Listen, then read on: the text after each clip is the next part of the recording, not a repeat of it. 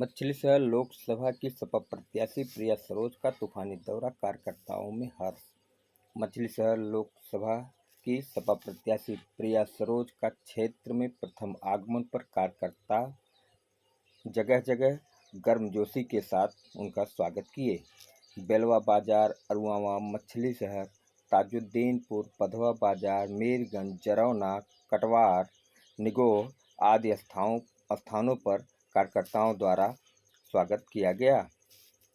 मछली शहर के चुंगी चौराहे पर सपा के अध्यक्ष के नेतृत्व में सैकड़ों कार्यकर्ताओं द्वारा माल्यार्पण कर स्वागत किया गया। ताजुद्दीनपुर में हरिलाल प्रधान के नेतृत्व में स्वागत किया गया। बधवा बाजार में विजय श्याम, जगन्नाथ, रविशंकर आदि के द्वारा सैकड़ों कार्यकर्ताओं द्वारा स्वागत किया गया। प्रिया सरोज ने बताया कि हमारा जन्म ही समाजवाद में हुआ है। मैं जन्म से समाजवादी हूँ और पीडीए की रक्षा करना, संविधान की रक्षा करने के लिए मैं चुनावी समर में आई हूँ। मैं आपकी आवाज़ संसद से लेकर सुप्रीम कोर्ट तक उठाऊंगी। संविधान की पुस्तक और बाबा साहेब का चित्र लोगों को दिखाते हुए उन्होंने संविधान की रक्षा हेतु अपने पक्ष में समर्थन मांगा। उन्होंने लोगों को आश्वासन दिया कि मैं आपके बीच में हमेशा रहूंगी। हमारे पिताजी भी आपके बीच रहे और मैं भी आपके बीच में ही रहूंगी। आपकी बेटी हूं, आप मुझे अपना मत दीजिए। मैं आपके साथ हमेशा रहूंगी। हमारे साथ समाजवादी पार्टी के नेता प्रिया सरोज जी, आप युवा हैं, आप हाई कोर्ट सुप्रीम कोर्ट के अधिवक्ता भी हैं। आप जो है पहली बात कर रहे हैं, सीधा बात पहली बार मेरा क्वेश्चन ये है भाजपा पार्टी से। 10 साल मोदी जी कहा करती सबका साथ सबका विकास, सबका साथ सबका विकास का नारा क्या हुआ? अपना ही विकास कर रही है। साथ ही साथ रोजगार, 2 करोड़ नौकरी कहाँ रह गया? किसानों हित की बात करी तो मुद्दा कहाँ रह गया? उनकी आय डबल हुई कि नहीं हुई? काला धन लाएंगे, मुझे लगता है इलेक्टोरल बॉन्ड के खिलाफ नारा लगा रही पोस्टर पार्टी, वो मीडिया दबा रही है। लेकिन मुझे इस चीज़ से वो बात चलाई जो पाका फर्स्ट हुआ है कि इलेक्टोरल बॉन्ड की थोड़ा ऐतिहासिक स्कैम, इससे सबसे बड़ा बीजेपी पार्टी भ्रष्ट पार्टी हुई है। साथ ही साथ जो मणिपुर महिलाओं के साथ जो हाथरस में वो जो रेसलर साथ सब पे महिलाएं तमाम क्वेश्चन पूछ रहे हैं कि जो महिला है बीजेपी पार्टी में जो उनके साथ बहुत अन्याय हो रहा है, उसकी आवाज़ उठाऊंगी मैं। साथ ही साथ माननीय राष्ट्रीय अखिलेश जी ने मुझे मैदान में उतारा है। उन्होंने कहा अब जाइए, आपको संविधान बचाना, लोगों के बीच में एक आवाज़ उठाएंगे। आप जो है पहली बार चुनाव लड़ रही हैं, आप युवा हैं, आप पूर्व सांसद की बेटी है, दूसरी विरासत यह है, आप कैसे संभालेंगे? जी, विरासत नहीं, आप मेरी योग्यता पे सवाल पूछिए। मैं क्या इसकी योग्य हूँ? क्या मैं इसकी कैपेबल हूँ कि मैं लोगों के बीच में उनकी बात रख सकती हूँ? क्या लोकसभा में आप बोल सकती हूँ? इस पर सवाल कीजिए। दूसरी बात, पिताजी है वो मेरे लिए अच्छी बात है। हर सिपाही के बेटा सिपाही बनना, टीचर बन, लेकिन ये मेरा खुद का एक करियर चूज करना था। जब मैं 18 ईयर्स की थी तो मुझसे प्रश्न पूछा, बेटा क्या बनूंगी? तो मैं क्या, मैं नेता बनूंगी। फिर पिताजी की तरह नेता बनूंगी, लोगों के मार्गदर्शन में चल लोकसभा में आप जो चुनाव लड़ रहे हैं, आप भाजपा जो प्रत्याशी जो कुल सांसद जहाँ पर रहे हैं वो प्रत्याशी है वर्तमान में आयर प्रत्याशी। जी, मैं यही कहना चाहूँगी इस बार जो बीजेपी की थी 400 पार, वो 400 हार है। कहीं न कहीं उनको संदेह हो गया कि वो हार रहे, तभी ईडीआई सीबीआई का यूज़ करके केजरीवाल जी को जेल में बैठा के अपोजिशन का मुंह बंद करने का काम कर रहे। इससे ये बात चलते हैं चाहे बीजेपी चाहे कोई भी नेता खड़ा हुई, बस पिताजी आप सब जानते हैं कि और नेता यहाँ से कर चुके हैं। बाकी मैं चाहती हूँ मेरे लोग मुझे एक इंडिविजुअली देखें कि मैं लोगों के बीच में आई हूँ। पहले पिताजी रहे हैं, लेकिन मैं चाहती हूँ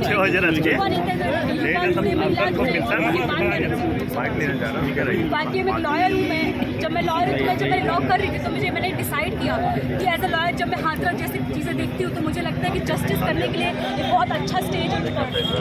अच्छा, जैसे भाजपा कह रही तो आप धुरंधर प्रत्याशी यहाँ के सिटिंग एमपी हैं, उनको फिर से टिकट दिया है, आप कैसे इनका मुकाबला करेंगे? क्या मैं कैपेबल हूँ? लॉयर क्या मैं अपनी आवाज़ पहले जिस देश का चोरी चौकीदार है आप उससे कैसा उनसे सवाल पूछिए 10 साल में आपने क्या किया। आप एक प्रेस कॉन्फ्रेंस नहीं कर पा रहे 10 साल में, अपना रिपोर्ट कार्ड नहीं दे पा रहे। कहते हैं देश में आपका गटंका बट रहा है, लेकिन मैं बताइए कि इंडेक्स रेट पे, हंगर इंडेक्स में, प्रेस फ्रीडम में, मीडियम हर जगह लो जा रहा है। तो क्या दुनिया में आप क्या नाम दिखाएंगे? प्रिया सरोज जिंदाबाद। पहले भी आप राइट से जुड़ी रही जी, हम बाय बर्थ समाजवादी हैं, पिताजी रहे बाय बर्थ है हम लोग, और ये समाजवादी का जो ये चल रहा है कार्यक्रम, मैं आपको ये सब कहना चाहती हूँ। मैं पॉलिटिकल बैकग्राउंड से, लेकिन मेरा खुद का ये कि मैं बाय बर्थ समाजवादी शुरू बर्थ है, अंतिम मैं समाजवादी क्या मुद्दे रहेगा, हेल्थ केयर सेक्टर रहेगा, एजुकेशन रहेगा, किसानों की बात होगी। 700 किसान जब मर गए दिल्ली में, क्या प्रधानमंत्री ने एक वर्ड बोला? उनको उल्टा उनको टुकड़ टुकड़ के गैंग और उनको टेररिस्ट कह दिया गया। मणिपुर में जब महिला जल रही थी तो उन्होंने एक सेकंड नहीं बोला है। जब यहाँ पे हाथरस केस था तो योगी जी कह देते हैं कि उनके खिलाफ कॉन्स्पिरेसी है, तो तमाम मुद्दे इनको लेके मैं आगे बढ़ूंगी। दूसरी बात जो बुलडोजर बाबा कहते हैं लॉ एंड ऑर्डर, इनसे पूछते किस लॉ एंड ऑर्डर सीआरपीसी में लिखा है कि इन्वेस्टिगेशन तक किसी घर तोड़ दे। घर उनका तोड़िए, तोड़ने की कोई जरूरत नहीं है, लेकिन मैं तो घर तोड़ने से क्या होता है कि दोषी के घर को सहना पड़ता है। जो दोषी उसका ट्रायल कराइए, इन्वेस्टिगेशन कराइए, कोर्ट फैसला करिए। आप कोई नहीं फैसला करेगा घर तोड़ने के लिए। इलेक्शन की मेरा एक ड्रीम था, मेरे पिताजी का भी ड्रीम था, मेरा भी ड्रीम था कि उनके जो उन्होंने सिखाया है बचपन, जो मैंने देखा है, जो मैंने करियर 18 ईयर्स में करियर चूज़ किया था कि मेरे दोस्त थे कुछ एयरफोर्स ज्वाइन कर रहे थे, कुछ टीचिंग कर रहे थे, कुछ लॉयर। तो मैंने डिसाइड किया था मुझे लॉ करके पहले संविधान को समझना है, पहले अधिकारों को समझना है, फिर लोगों को बीच में अधिकार के बारे में बताना है, उनको बताना है कि जो अधिकार मिला है आपको संविधान वो छीन लिया जाएगा। पहला आपका स्टेप है बीजेपी सरकार को हटाइए, तभी संविधान बचेगा। एक वोट संविधान देगा। हाथों में संविधान और सर पर पीढ़ी की मांग है। ये है युवा, नया युवा, और हर युवा ऐसे आपको दिखेगा प्रचार में। क्या माहौल समझ में आया आज फर्स्ट बार आप आई हैं? माहौल ये है कि बीजेपी 400 पार जो कह रही है वो हताश हो गई है। उनको लग रहा है कि भाई वो हार रही है, इसलिए ईडी है, सीबीआई एजेंसी का यूज़ करके अपोजिशन का जो मुंह बंद किया जा रहा है। बट जनता समझ गई है, रोजगार नहीं मिल रहा है, हंगर इंडेक्स तो नीचे हो गया है। जौनपुर से आए हैं यार, प्रेस वाले तो right to education, basic feature, ये सब चीज़ें हट जाएगा। अखिलेश यादव ने एक युवा पर भरोसा जताया है, इन बंदों पर कितनी मजबूत है?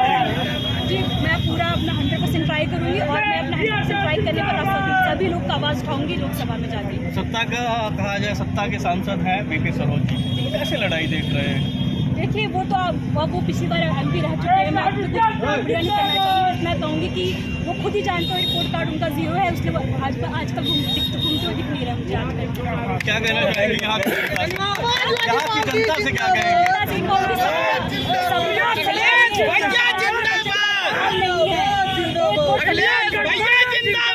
संविधान एक तरफ बचाने की बात चली, वहीं भाजपा के जो केंद्रीय लोग केंद्रीय में बैठे मुख्य मिनिस्टर हैं, वो संविधान को बदलने की बात कर रहे हैं। तो ये बदलने और जी मुझे तो हंसी आती, जो शपथ लेते हैं संविधान को बदल कैसे सकते हैं। मैं इसी संविधान का शपथ लेते हैं आप सब अन्याय करेंगे, जस्टिस करेंगे, उसको बदलेंगे।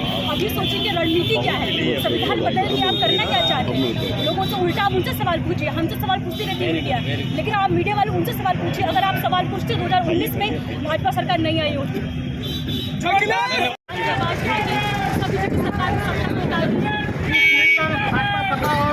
बसपा ने तीनों सरोज पर